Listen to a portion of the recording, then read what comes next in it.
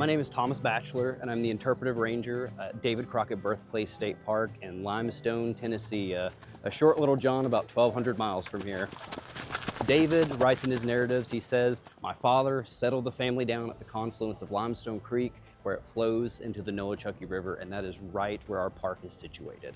So in September of 2024, as Hurricane Helene came through and ravaged western North Carolina and East Tennessee, the Nolichucky River was one of those main pathways that those floodwaters took.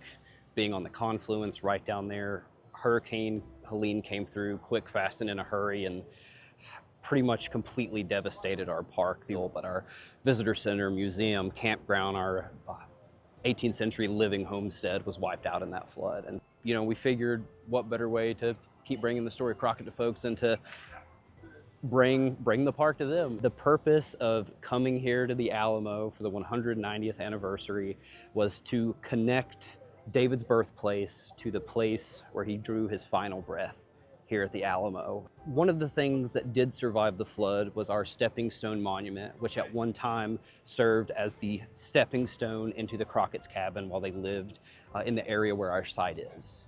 A rather large chunk of that came dislodged from the main stone, so we quickly gathered it up and figured what better way to keep telling the Crockett story than to give a piece of stone where he took his first steps on his grand journey from Tennessee to Texas.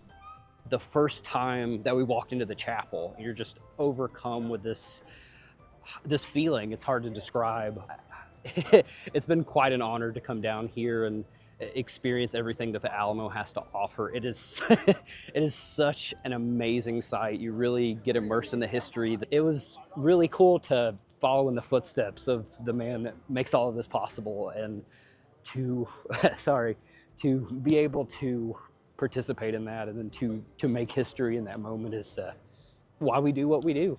There's always been a deep rooted connection to history, no matter what era, no matter what time period. But especially when I started at the birthplace, you learn all these facts, these myths about the man, but to actually follow along the journey, we couldn't do it on horseback. We had to bring the truck down here to pull the trailer, but to hit all those stops and to know that this man that we teach people about, that continues to inspire people 190 years after the Alamo, 240 years after his birth, is just, it's such an honor to be able to keep telling his story. And when we set that stone down, it was like the story had come full circle.